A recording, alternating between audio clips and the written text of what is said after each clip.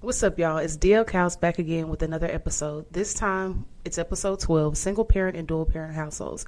We have our favorite co-host, Shay, back with us, and we're about to get into the mental health around that and share our perspectives. Let's go. Let's get it. The day is one. I gotta win a day. It's a day, a great day to be great. No, I can't sit back and wait. I gotta win a day. It's a day, a great day to be great. No, I can't sit back and wait. Win a day, win a day, win a day, win a day, win a day, win a day, go win a day, win a day, win a day, win a day, win a day, win a day, win a day, win a day, go win a day. Okay, what's up? Hey, babe. Hey. Okay, we finna get into it. Single parent and dual parent households. But of course, before we start anything, we have to check in with a mental health check on a scale from 1 to 10. So what you giving? Okay, I'm going to just give a nice little quick breakdown. Okay. So when I woke up, I was feeling like a 7. Oh. I wasn't aware, guys. I just woke up feeling, my stomach was feeling away. The music was playing. Oh, yeah. Alexa played the Isaac Brothers radio out of nowhere. Yeah, it was I weird. think it was Papa. That part. But now I'm giving like an 8.5, 9 vibe. You feel me? Yeah. Mm-hmm. 8.59. Period. So I'm giving a 9. Yes, that's what I'm giving. Y'all know she's a 9. Uh-huh. Every time we record, she a 9. 9. Okay. But yeah, I'm giving a 9. I woke up good. And yeah, I've been lucid dreaming. And I pulled a card today. And yeah, so it's really cool. First time starting my day off pulling a card. So it's pretty cool. New things. New things. I like the ring of that. New things. I like the ring of that. New things. Hey. Like the hey. Okay. Okay, so boom. So let's introduce the dynamic of our households. Like just as like growing up, right? And again, we're talking about single parent and dual parent households. I grew up in a single parent household, but also have experience in a dual parent household. I'll get more into that, but take it away. I grew up in a 2-parent household, dual parent household. It's my dad, my mom, it's my big sister, it's me, my little sister, and my little brother. And my parents been married since I was 2. Mm-hmm. So that's all I know. Yeah. Period. And I grew up, it was me and my mama first and my dad. They got married. It didn't really work out. We were living with my nanny. So it was like, at first my household was me, my mom, my nanny, and Papa. And then after, and my Uncle Bill. And then after that, my mom met my little brother and little sister's dad. And then it became a dual parent household, but it was a stepdad. And so it was my mom, her husband, me for a while, and then my little sister came along 6 years later, and then little bro came along probably like a year and a half or 2 years later, something around there, something like that. And yeah, so that's kind of what it was growing up. And I won't get too much into detail because we got questions and everything that we'll like get into. But I will say that, you know, it was like being a stepchild is different in a dual parent household. And it's also different when your mother is still doing a lot of things that she was doing when she became a single parent. So it's like she was a single parent in a dual parent household. You know what I'm saying? So it's like he was making money. He was a worker. Don't get me wrong, So but she really a double parent. yeah. But when it came to like practices and all this other stuff, like she was ripping and running with practices in a marriage the same way she was ripping and running when they got a divorce. Literally. So yeah. You know what I just realized? What? If y'all know me and D for real, the way I just explained my household and the way she just explains it explains us. It really does. Yeah, that was crazy. Well, let's go ahead and get into okay, let's get into the depths of it. Okay, so is there something you would change about your family dynamic that would add more substance, balance, or pizzazz? Only child. No, just kidding. Of course, that's what a second child would say. Just kidding. Man, would I change anything? I truly don't think I would change anything. Because, I had a pretty good upbringing. I wouldn't change nothing. No, I wouldn't change nothing. That's good. I like that that's your experience. Like, it's not, I wouldn't say it's just rare in the Black community, but it's just something that we don't see celebrated often. Yeah. So, and it's like, even when you do have an upbringing, people still want to they want to act like they just got it out the sewer. Yeah, and it's just like, just appreciate the work that your parents did. Yeah. To push you up. So my granny.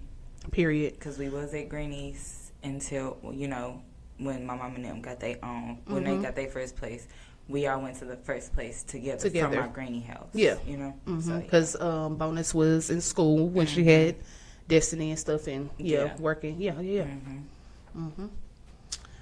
So, and shout out to the village for allowing, the family to build. Because sometimes, I don't know, correct me if I'm wrong, but I feel like there's a possibility that Shay's family, her immediate family, may not have been what it is today if they didn't have the foundation of her granny to allow your mom to go to school and come back, or you know what I'm saying, and not force you to do certain things to stop this. And it was just you're able to develop your family and y'all can go and move into this house together, and now you can build your family. And it's just see my granny, that's beautiful. I got the chills. She was definitely one of those where it's just my kids can stay here, but she did allow my mom to go off to school. She had Destiny when she was a senior, so they went to prom together.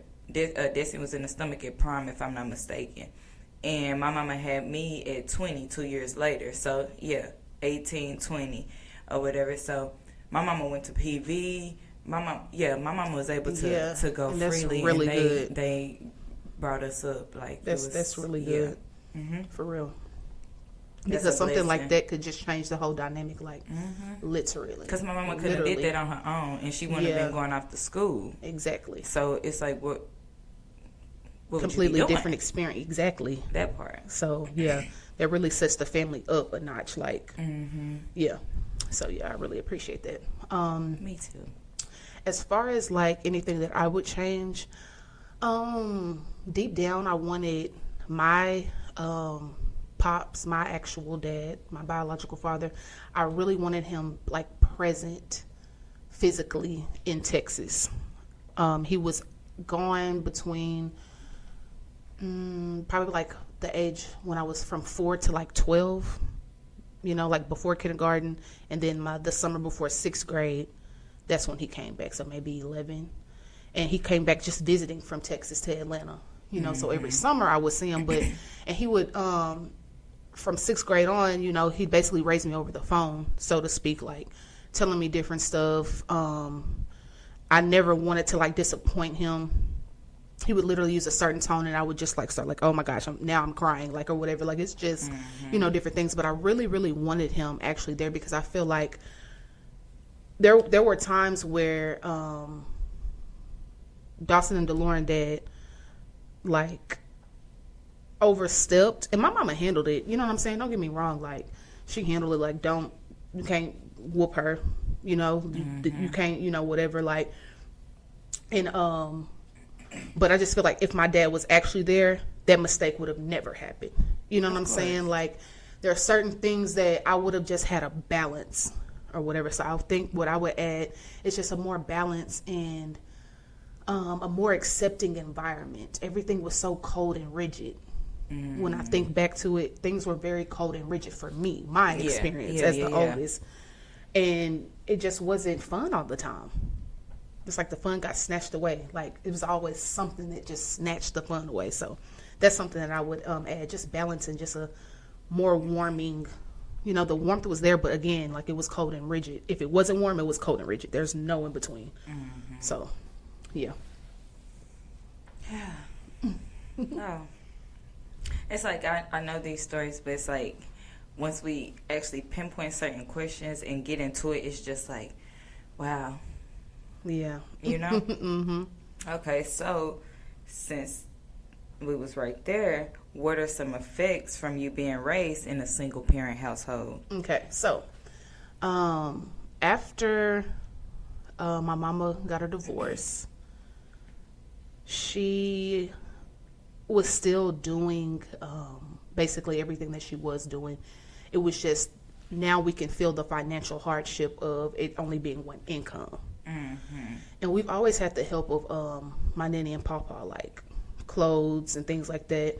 My mama and little brother and sister's dad was really they did good with like the big stuff, electronics and things like that. So there was like a cut. You could tell that there was a difference between like the finances or whatever. So there was that. And I think more of a burden fell on my shoulders as the oldest. Yeah. So it's like I became the other parent in the house. They say the first kids become the first parent. I mean, the second parent, basically. Yeah, especially in a single parent household. Like, if my mom isn't there, I'm responsible for feeding, whatever, homework, whatever. Like, it doesn't matter what it is. Like, I am the second person while she is in the shower, taking a bath, her me time, then I do it just the way that you would do with parenting. Like, while one is doing something, the other one is balancing out with the kids. Like, that's what it kind of was for me. So I wouldn't say that it was just so hard. And the reason why I say that is because it was just kind of like a role that I just kind of fell into. Naturally assigned, basically. Yeah, like it just kind of, fell in my lap or whatever. So I don't, the expectations of me was hard. I would say that. Like, it was just like the expectations of me seemed like they were like past the moon, past the stars. And I was a pretty good kid, you know what I'm saying? So it was just kind of like, what's the restraint pressure on me for? Yeah, what's the pressure on me for or whatever, when I don't really need pressure to do good. I'm gonna do good on my own. I have my own mindset and my standards. Yeah, so yeah, it made me, I would say the effect of that, it made me very independent. It made me also be able to close off and detach myself. It made me be able to compartmentalize certain things. It calloused me in certain ways. Like, I don't know, it just made me kind of like, I was also ready just to go to college, and like in my mind I said, I'm going to go to college and I'm never going to come back. Like, literally, that's what I said, because I've been liking girls since forever.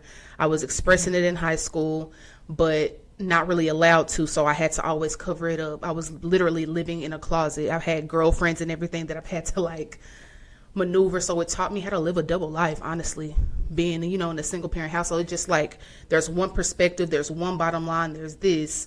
Where my dad, on the other hand, are you doing good at school? Are you getting into trouble? Yeah. Are you trying to be fast? No. Okay. Yeah. You know what I'm saying? So it's like, and that's when it comes into his presence, his actual physical presence would have meant so much, because even like with sports and basketball, like, just different things like that, his mindset is so boom, headstrong, disciplined, do this, do that. I didn't have that presence in my life. That's that, like, the sport basketball was a second thought to everybody else. Like, it wasn't, and I was cold. Like, I honestly think if my dad was actually present, if somehow it changed or whatever, I would more than likely be playing overseas and in the WNBA, hands down. You can ask anybody that saw me play, I was like that. And hell, as deep as you is in school right now, I truly believe it. Yeah, I just found that thing that this is what I can do, that I can support myself with, where I trained alone, but I didn't know how to train like my dad would have. Yeah. Or like, so the consistency. And the coaches weren't invested in me like that either. So it's just, other than them Trojans, other than them GI soldiers at the Grove. But other than that, yeah. Okay. So yeah, that's that. Dang, that was long, but I mean, it's getting into it. Yeah. So I guess what I will ask you, what do you think is the best thing about having a dual home? Well, for me, I have a couple things. Truly learning unconditional love within relationships from an early age. You know what I'm saying? Not just my siblings, because we're going to love each other. We're going to fight. We're going to love each other regardless. My granny, she's going to love her grandkids regardless. You know what I'm saying? But seeing my parents young and actually still together to this day, I learned unconditional love, because you got to know that they was going through their own things. They was going through stuff we didn't know about. They was battling stuff, still battling stuff, you know what I'm saying? Still got stuff to go through, still going through things, but I truly seen them stay together and rock out. Don't put people in their business. I don't put people in my relationship business till this day. That's a no-go. So yeah, just unconditional love and a true partnership. Mm-hmm. Yeah. Already. Because they teach us it's not always 50-50. Sometimes it's 40-50. Sometimes it's 40-60, 20-80, 10-90. But are you going to help your partner get back to that? You know what I'm saying? Mm-hmm. So, yeah. Yeah, that's beautiful. Beautiful is true. Shout out to my parents. I told you I was going to sing on the podcast today. Girl, y'all. You're beautiful. What is something you think would be different if you had a two-parent household? Yeah, that kind of touched on that. Yeah, already with the other question, but I'll just say balance. It's just more balance. Like, I believe that the earth, and it's actually a scientific fact, that it's based off of masculine and feminine energies. That's how everything is created, everything is made. Every one thing that has, living cells, atoms, has a feminine and masculine part. And if it doesn't, there's another part of it that goes to it that has that balance. Mm-hmm. So in a household, when there is one of those parts missing, it's a deficiency. I don't care how great your parent, your single mom or single dad was, there's still some sort of deficiency. But there is a way to balance it. But if it's just a single parent household, you got to do something to balance that, to add into what is this child missing? What are these kids missing? Exactly. Like, so a curriculum, some help, something like somebody to talk to. Yeah. So I would say for sure balance, more balance. Yeah. So, dig it. How has your household shaped who you are today? I thought you was going to say, how's your household shaped? I was going to say, like a heart. Period. But how's my household shaped me? I mean, look at me now. Look at me now. Look at me now. We had a pretty... We didn't have a strict household either. We didn't have a strict household, but we did have to make certain grades above a 75. But I used to change my grades when I was slacking. So, but don't do that, kids, if y'all listening. But my mama and daddy, they really did their thing. My mama, daddy, my granny, they really did their thing. Seriously, like, I don't really know how to answer that question, how it shaped me. It just made me... How it made you? It made me, like, headstrong. Mm-hmm. It made me love unconditionally. Because I truly love everybody unconditionally. It's just the circumstances. You know what I'm saying? It just taught me how to give. It taught me how to... You don't have to actually work an actual job. You know what I'm saying? Because my mom she's been working for the government forever. My dad owns a truck driving business. You know what I'm saying? So it's just like I learned that. I mean, they did their thing with Shay. Yeah. They did. They did. Yes. If that answers the question. It does. They did their thing. It does. I would say the way that my households have shaped me is that it made me like very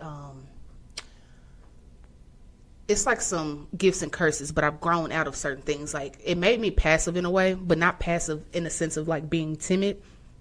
Passive in the sense of I might not speak up about certain things because I'm used to like a hammer being laid down, or like not being able to express myself in certain ways. I'm just not even going to try to say or whatever. So I had to grow out of that. And I grew out of that in this relationship, actually. Like, speak up when you feel a certain way. Don't just take it because you're used to feeling some kind of way and not being heard, you know? Yep.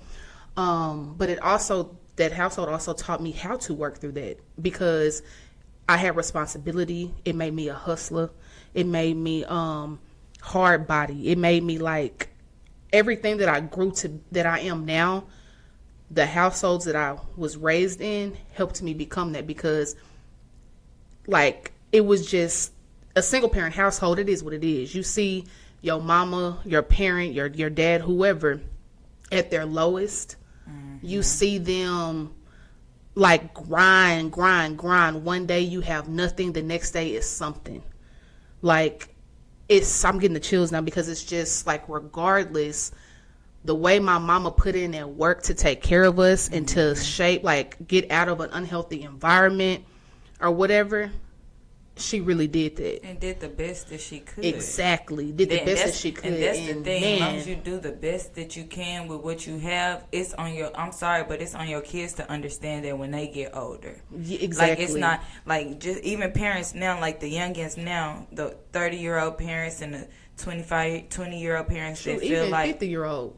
Well, hey. Hey. Because they do be having them kids, like, but. Golly. Like, long as you do what you are able to do, though, because like to this day we still be like, wow, I understand what my mom and them was saying. Man, when I would get out of school, when I was living in Houston, I would get out of school and have to cook because I'd be hungry. I don't want to eat out. I called my mom one night. I said, Mom, I get it. I get why you used to be so tired and just wanted to take your bath and just not be bothered. Okay, just be naked. Because I'm sorry. If you know me, you know, like, you take your bath and you just might not want to put on clothes. You be naked. My mama was naked all the time, so I think that's why. That's part of my experience. She's exposing my body. She is exposing her, y'all. I mean, shoot. Mama got she got out that tub, baby. It's shoot. Not for real. Get out my face. Okay. Get out my face. This is me time. But yeah. Man, say. But yeah, so like it really shaped me. Like, there are some like I said, cold and rigid, but I will say when the household stopped being so cold and rigid is when my mama did get a divorce. So things got better. More responsibility was put on me, but things did get better. So I can say she did, like, me seeing her literally say, enough is enough on this. What's more important for me is my mental health, my family, my kids. That can't be up in here like this. And that's like, seeing that lets me know, shoot, ain't nothing ever too good to leave with. I don't care what it is, how much money, I don't care how much financial support you got. Do what you gotta do. Oh, and another thing she also taught me, when it comes to government assistance, use it, get on it. That's why it's there. Period. But don't ever be lazy and be complacent, and stay on it. Grind and work your way up. And I literally saw her do that too. So, hey, it made me a hustler at the end of the day. A hustler. Period. Hustler. Hey. Shout out to my grandma. She knows she raised a hustler. And my mama told me never, ever, ever, never, ever trust the oral.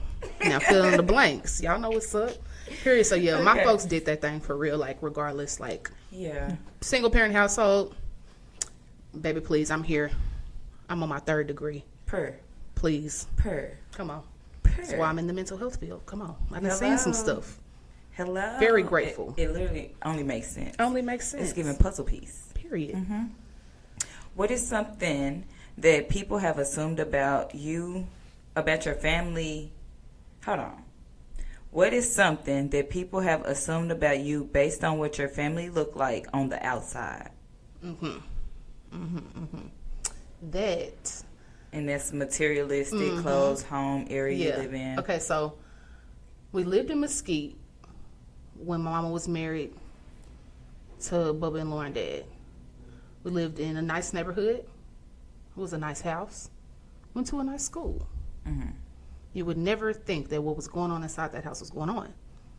Like domestic crazy stuff.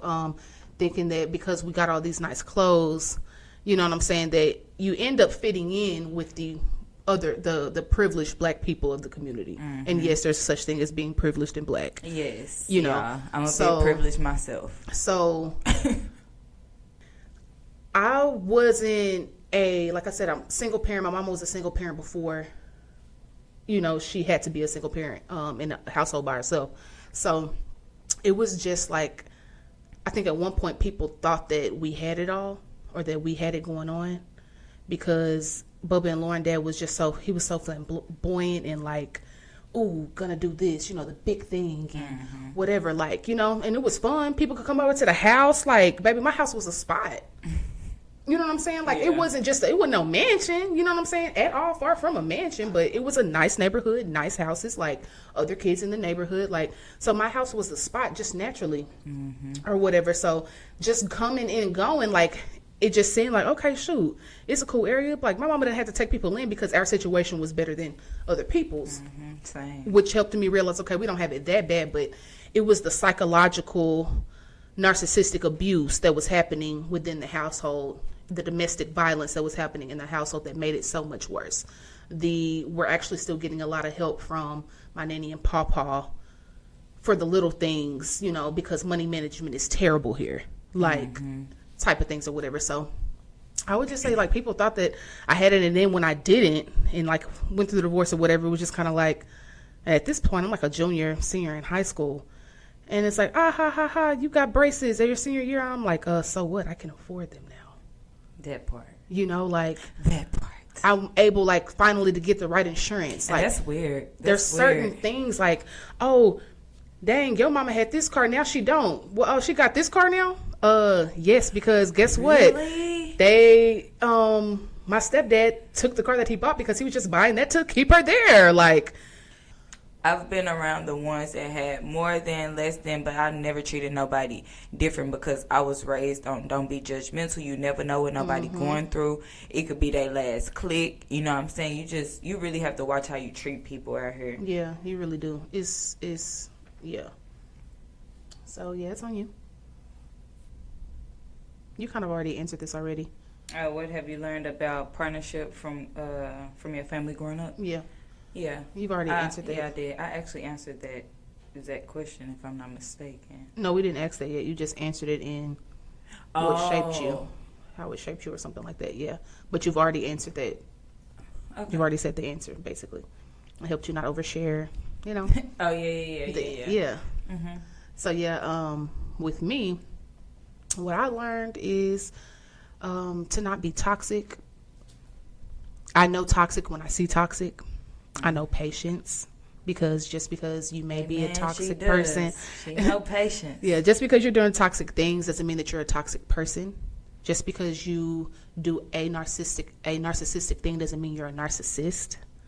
So, and we'll have another episode on narcissism as well, but that's what I just said. It's a fact. Like, you know, there's a whole diagnosis. But anyway, it's conversation for another day.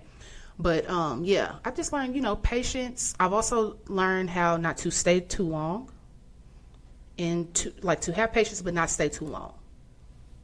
There's once you know, you know. You know, so, yeah, how to be strong, how to be dependent on, you know, I'm just so used to being dependent on. So, you know, it's just me, you know. So, yeah, just always be me, vocalize, speak up, use my voice. That's what I learned. Heard. So, we kind of already answered this too, like through our conversation. We've had a very, very in-depth conversation answering these questions, and like we expounded on our answer so much that the last few questions that we have our rebuttals our rebuttals. Like this one: is there something you would change about your upbringing, or what is your perspective, and how would you apply what you've learned to your own family? Oh yeah, and so I just said, like, I don't put nobody in our business. Yeah. I don't overshare. What else? Yeah, because unconditional love is definitely a thing. I love my Yeah, so, I pose these questions, out there to y'all too. Like, is there something you would change about your upbringing? Is there something that you would add to your family? Like, when you have kids or what it may be, jot it down, do whatever. Like, what would you do differently from how you was raised, and what would you change? Okay, so what do you think makes a close family? You tapped on this a little bit earlier. You said intentional time. I think that's literally was my answer as I wrote this. I was like, intentional time. Like, spending intentional time, hearing your children, hearing each other, hearing your siblings. You may not agree. Their experience is their experience. Your experience is your experience. Nobody's experience is the bottom line. So just always hear and nobody's experience other people. Is above anyone else's. Exactly. So we all went through something. Yours may be more woo to the next person, and mine may be more woo to the next person. So it's it's just always remember that the way we experience things isn't necessarily the truth, and that may ruffle some feathers, but the truth is separate from your experience. That part. Because you don't know everything that your parents did on the back end versus how it felt when it was shown to you. And that's why you have to have these hard conversations when you do get of age and stuff gets to coming up and you starting to feel like, oh, wait, this happened when I was this age, but this is showing now. Yeah, you gotta work through that. You have to have these hard conversations. You have to talk to somebody. Yeah. And having the conversations, I'm glad you said that. It helps a lot because then you start to understand as an adult the things that you probably couldn't get told when you were 5, 16, whatever the case may be. At 20 something, you can probably get told. We can talk about it more in depth because you may have felt like, I remember I used to feel like at one point I could not stand my dad, and then we sat down and had a conversation. And then it made a full circle for me. And I was like, I needed that conversation. Go ahead. What? What are you laughing at? Y'all gotta go and ask y'all mamas why y'all was out. I went to wake up in the middle of the night to be gone. What? Nicole. It makes sense to her when they get older. She's saying y'all need to ask y'all's mama when y'all woke up in the middle of the night while she was gone. Y'all understand now that y'all older. Getting tricked on. I real like tears, Lord. Okay. Yeah, Shay just had a laughing spell about having those talks with your parents. Because they will answer the questions that you need to be answered. And, it just changes your perspective. Everything turns full circle, and you can move forward and grow. So, yeah. Yes. So that's what I think makes a close family: communication and whatever else I said before all of this. I forgot. So, what does family mean to you?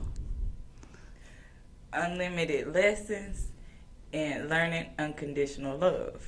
Period. I like that.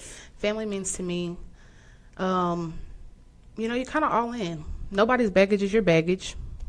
You don't have to pick up anybody else's problems, whatever the case may be. Your perspective, your experience is your experience, like I said earlier. So it's all or nothing. Like, just your family, It doesn't matter what, how crazy the family is or whatever. Don't pick up their baggage. Your family can do crazy stuff all the time. Don't pick up their baggage. That's them and what they're going through. Don't take it personal. So, family to me is, all in, all or nothing. They say I'm all in. Yeah, speaking of all in, music. You got some, what song?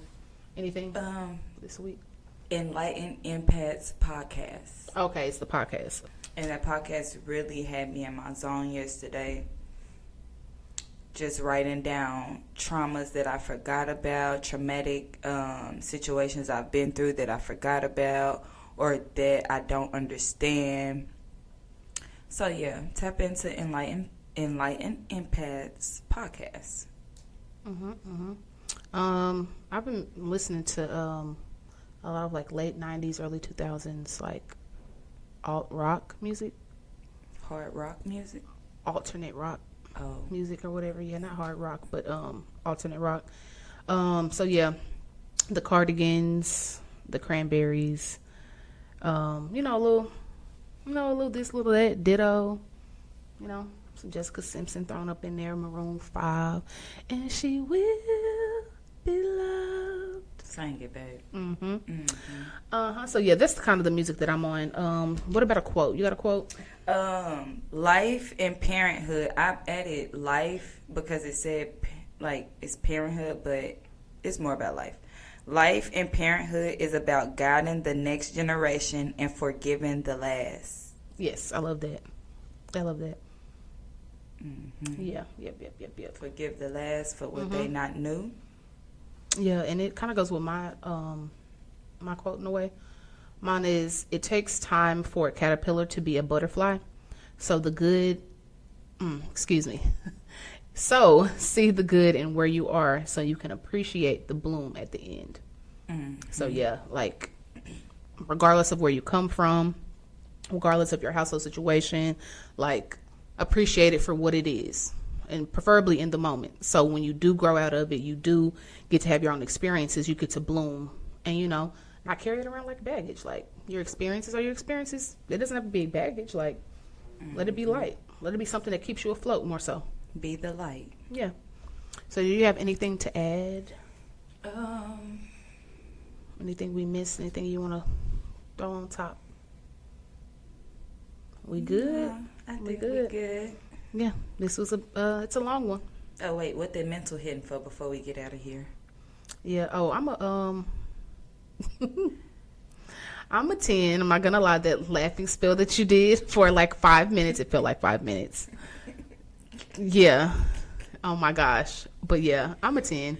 I'm a 10 as well. I'm a 10. Oh yeah. She made my job very hard. I'm gonna have to edit like a mug. Crazy self. Do a podcast with your partner, they said. Be comfortable, they said. Yes. All right, and that is it. Peace, love, and hair grease. Win the day because the day is already won. We out. You know what it take to be great. Apply the pressure, they gon' start off by winning the day.